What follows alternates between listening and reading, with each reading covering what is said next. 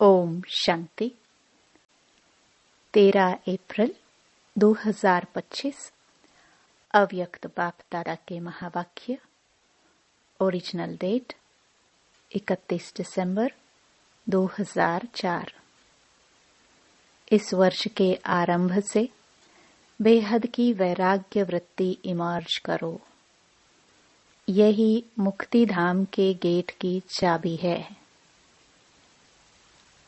आज नवयुग रचता बाप दादा अपने बच्चों से नववर्ष मनाने के लिए, परमात्म मिलन मनाने के लिए बच्चों के स्नेह में अपने दूर देश से साकार वतन में मिलन मनाने आए हैं। दुनिया में तो नववर्ष की मुबारक एक दो को देते हैं, लेकिन बाप दादा आप बच्चों को नव युग और नए वर्ष की दोनों की मुबारक दे रहे हैं। नया वर्ष तो एक दिन मनाने का है, नव युग तो आप संगम पर सदा मनाते रहते। आप सभी भी परमात्म प्यार की आकर्षण में खींचते हुए यहाँ पहुँच गए हो, लेकिन सबसे दूर देश से आने वाला कौन? डबल विदेशी। वह तो फिर भी इस साकार देश में ही है, लेकिन बाप दादा दूर देशी कितना दूर से आए हैं? हिसाब निकाल सकते हैं कितने माइल से आए हैं? तो दूर देशी बाप दादा चारों ओर के बच्चों को, चाहे सामने डायमंड हॉल में बैठे हैं, चाहे मधुबन में बैठे हैं, चाहे ज्ञान सरोवर में बैठे हैं, गैलरी में बैठे हैं, आप सबके साथ जो दूर बैठे देश विदेश में बाप दादा से मिलन मना रहे हैं। बाप दादा देख रहे हैं सभी कितने प्यार से दूर से देख भी रहे हैं, सुन भी रहे हैं। तो चारों ओर के बच्चों को नवयुग और नए वर्ष की पदम गुणा मुबारक हो, मुबारक हो, मुबारक हो। बच्चों को तो नवयुग नयनों के सामने है ना। बस आज संगम पर है, कल अपने नवयुग के राज्य अधिकारी बन राज्य करेंगे। इतना नजदीक अनुभव हो रहा है। आज और कल की ही तो बात है। कल था, कल फिर से होना है। अपने नवयुग की, गोल्डन युग की गोल्डन ड्रेस सामने दिखाई दे रही है। कितनी सुंदर है, स्पष्ट दिखाई दे रही है ना। आज साधारण ड्रेस में है और कल नवयुग की सुंदर ड्रेस में चमकते हुए दिखाई देंगे। नव वर्ष में तो एक दिन के लिए एक दो को गिफ्ट देते हैं, लेकिन नवयुग रचता बाप दादा ने आप सबको गोल्डन वर्ल्ड की सौगात दी है, जो अनेक जन्म चलने वाली है। विनाशी सौगात नहीं है, अविनाशी सौगात बाप ने आप बच्चों को दे दी है। याद है ना? भूल तो नहीं गए हो ना? सेकंड में आ जा सकते हो। अभी अभी संगम पर, अभी अभी अपनी गोल्डन दुनिया में पहुंच जाते हो कि देरी लगती है? अपना राज्य स्मृति में आ जाता है ना। आज के दिन को विदाई का दिन कहा जाता है और 12 बजे के बाद बधाई का दिन कहा जाएगा। तो विदाई के दिन, वर्ष की विदाई के साथ साथ आप सबने वर्ष के साथ और किसको विदाई दी? चेक किया सदा के लिए विदाई दी, वह थोड़े समय के लिए विदाई दी। बाप दादा ने पहले भी कहा है कि समय की रफ्तार तीव्र गति से जा रही है। तो सारे वर्ष की रिजल्ट में चेक किया कि क्या मेरे पुरुषार्थ की रफ्तार तीव्र रही या कब कैसे रही। दुनिया की हालतों को देखते हुए अब अपने विशेष 2 स्वरूप को इमर्ज करो। वह 2 स्वरूप हैं, एक सर्वप्रति रहमदिल और कल्याणकारी, और दूसरा हर आत्मा के प्रति सदा दाता के बच्चे, मास्टर दाता। विश्व की आत्माएं बिल्कुल शक्तिहीन, दुखी, अशांत चिल्ला रही हैं। बाप के आगे, आप पूज्य आत्माओं के आगे पुकार रही है, कुछ घड़ियों के लिए भी सुख दे दो, शांति दे दो, खुशी दे दो, हिम्मत दे दो। बाप तो बच्चों के दुख परेशानी को देख नहीं सकते, सुन नहीं सकते। क्या आप सभी पूज्य आत्माओं को रहम नहीं आता? मांग रहे हैं दो दो दो, तो दाता के बच्चे कुछ आंचली तो दे दो। बाप भी आप बच्चों को साथी बना के, मास्टर दाता बना के, अपने राइट हैंड बना के यही इशारा देते हैं। इतनी विश्व की आत्माएं सभी को मुक्ति दिलानी है, मुक्ति धाम में जाना है। तो हे दाता के बच्चे, अपने श्रेष्ठ संकल्प द्वारा, मनसा शक्ति द्वारा, चाहे वाणी द्वारा, चाहे संबंध संपर्क द्वारा, चाहे शुभ भावना, शुभ कामना द्वारा, चाहे वाइब्रेशन वायुमंडल द्वारा, किसी भी युक्ति से मुक्ति दिलाओ। चिल्ला रहे हैं मुक्ति दो। बाप दादा अपने राइट हैंड्स को कहते हैं रहम करो। अभी तक हिसाब निकालो, चाहे मेगा प्रोग्राम किया है, चाहे कॉन्फ्रेंस की है, चाहे भारत में या विदेश में सेंटर्स भी खोले हैं, लेकिन टोटल विश्व के आत्माओं की संख्या के हिसाब से कितनी % में आत्माओं को मुक्ति का रास्ता बताया है? सिर्फ भारत कल्याणकारी हो या विदेश में जो भी 5 खंड हैं, तो जहां जहां सेवा केंद्र खोले हैं वहां के कल्याणकारी हो, वह विश्व कल्याणकारी हो। विश्व का कल्याण करने के लिए हर एक बच्चे को बाप का हैंड, राइट हैंड बनना है। किसको भी कुछ दिया जाता है तो किससे दिया जाता है? हाथों से दिया जाता है ना। तो बाप दादा के आप हैंड्स हो ना, हाथ हो ना। तो बाप दादा राइट हैंड्स से पूछते हैं कितनी % का कल्याण किया है? कितनी % का किया है? सुनाओ, हिसाब निकालो। पांडव हिसाब करने में होशियार है ना। इसलिए बाप दादा कहते हैं अब स्व पुरुषार्थ और सेवा के भिन्न भिन्न विधियों द्वारा पुरुषार्थ तीव्र करो।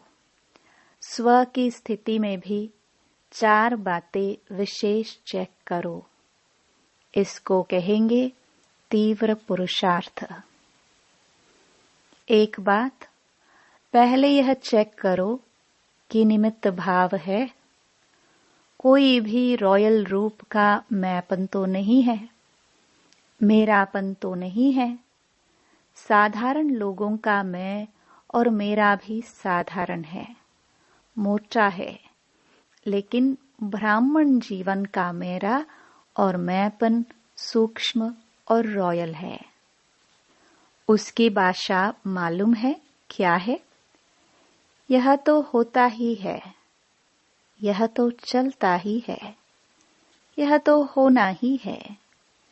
चल रहे हैं, देख रहे हैं, तो एक निमित्त भाव हर बात में निमित्त है।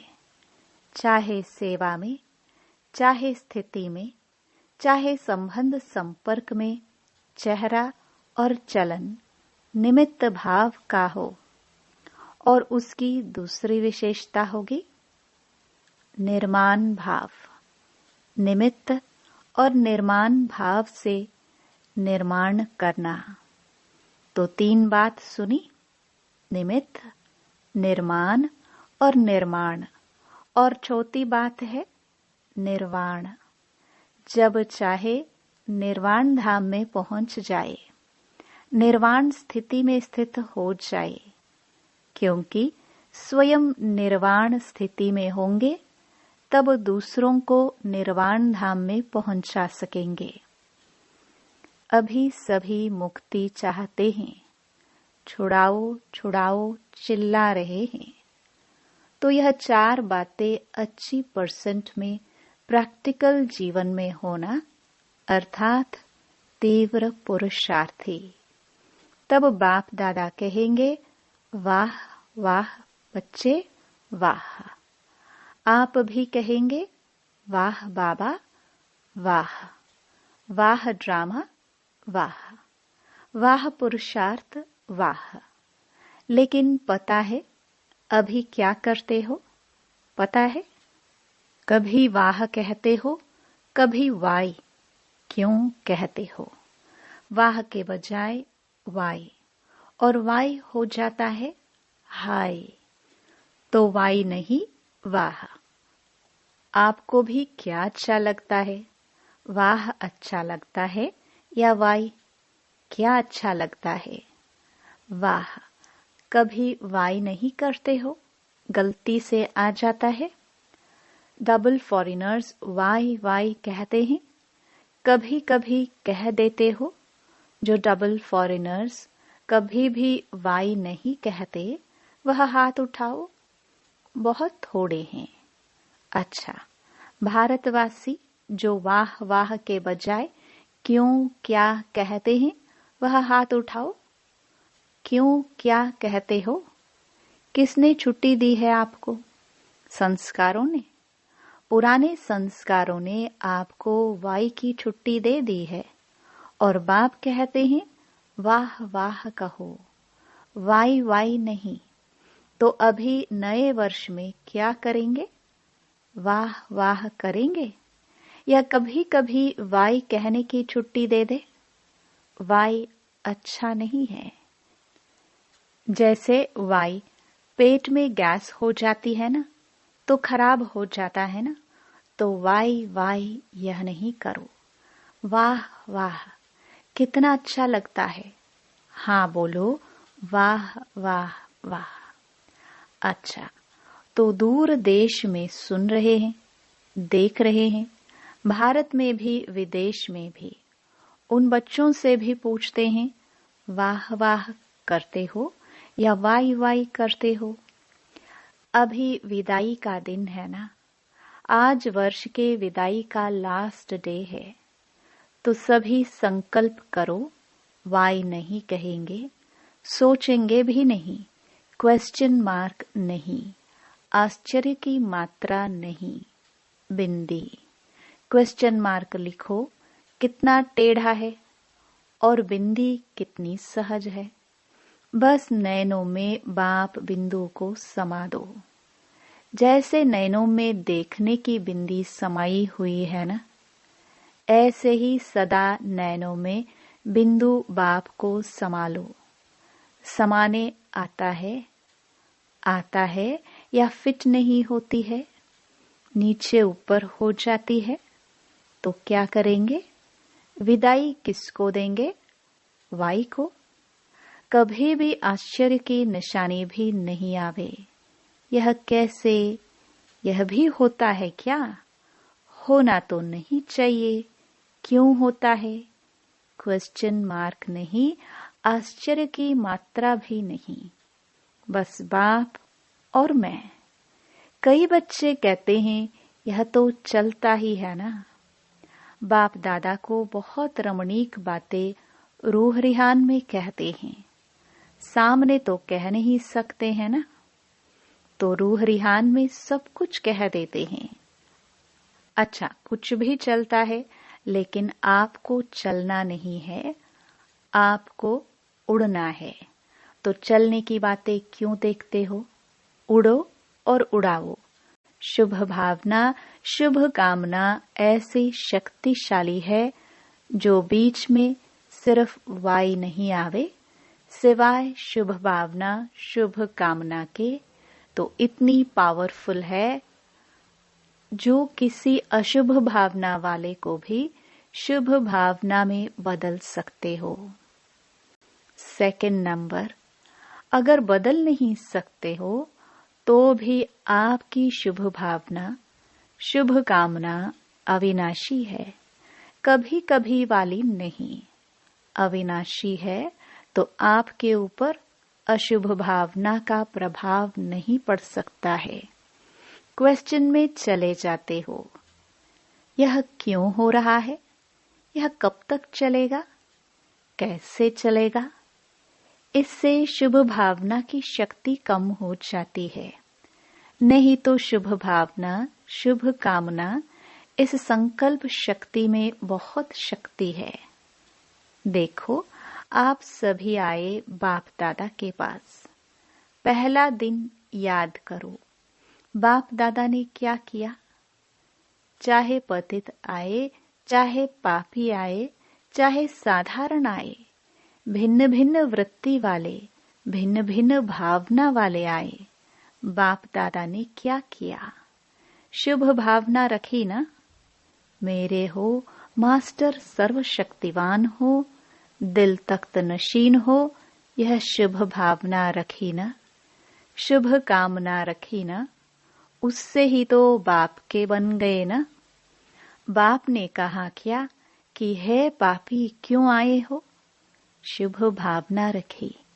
मेरे बच्चे, मास्टर सर्वशक्तिवान बच्चे, जब बाप ने आप सबके ऊपर शुभ भावना रखी, शुभ कामना रखी, तो आपके दिल ने क्या कहा?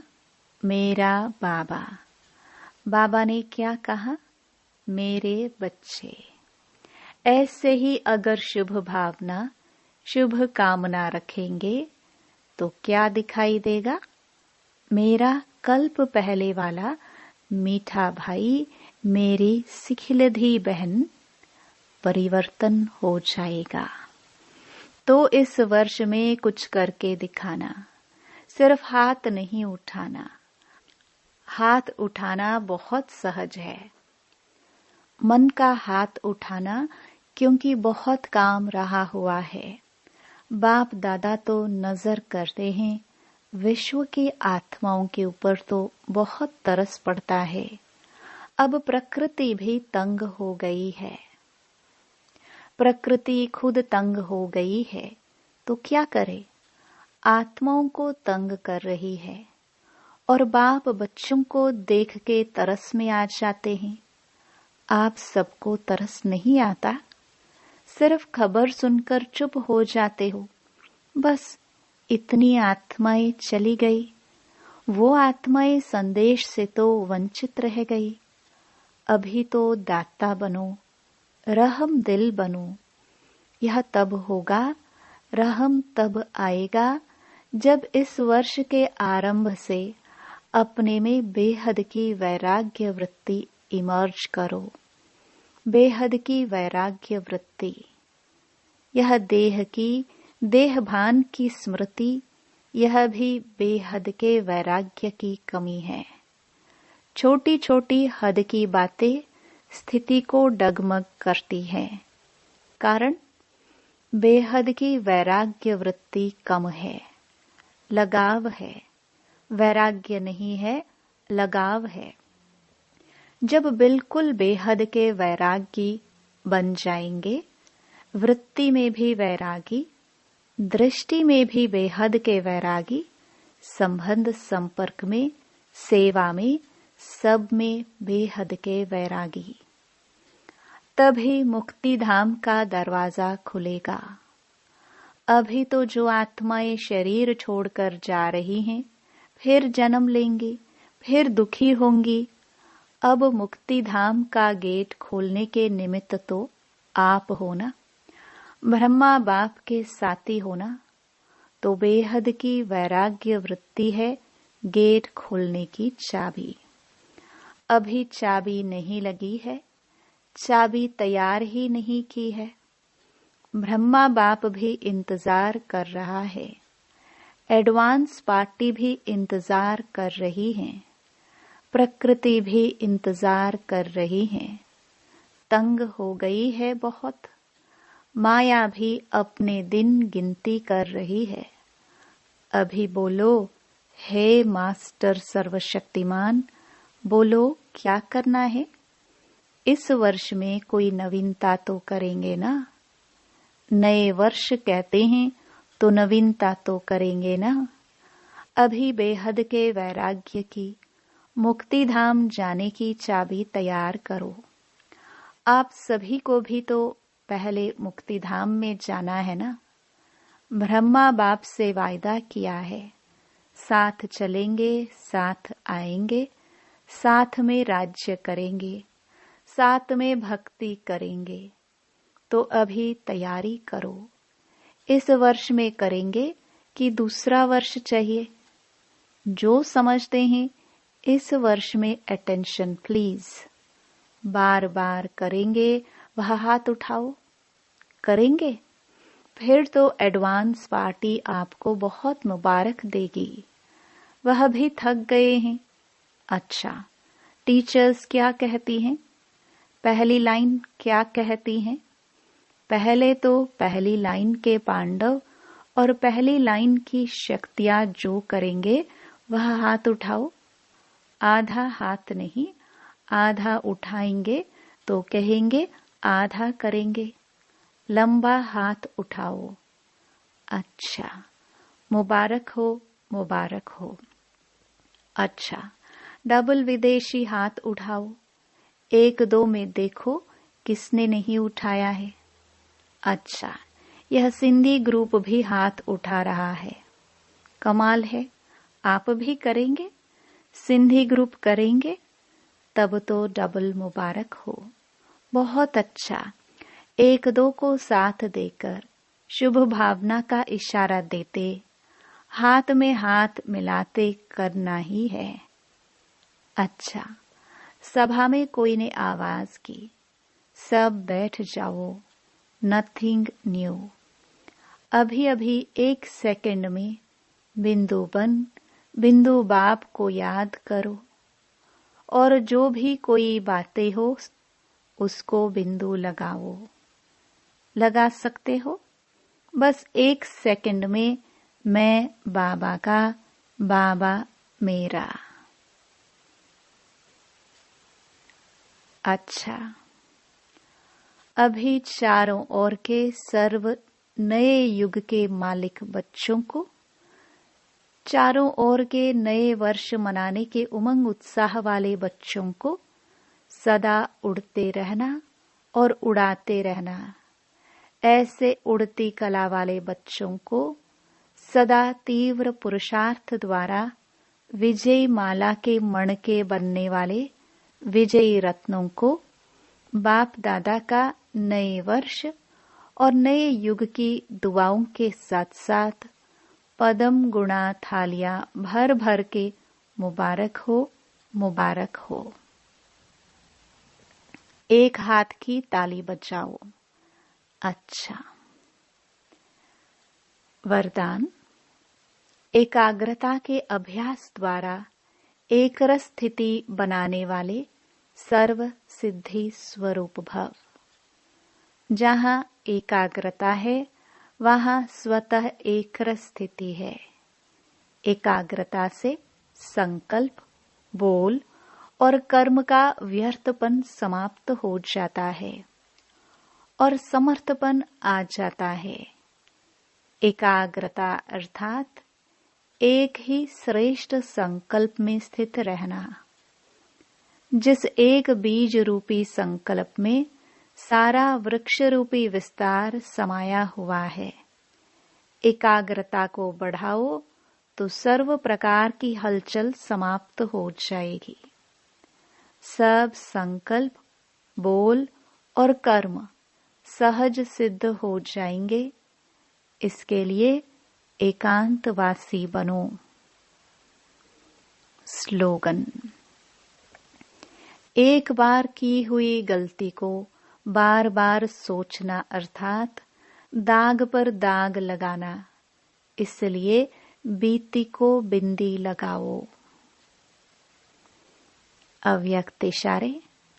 कंबाइंड रूप की स्मृति से सदा विजयी बनो।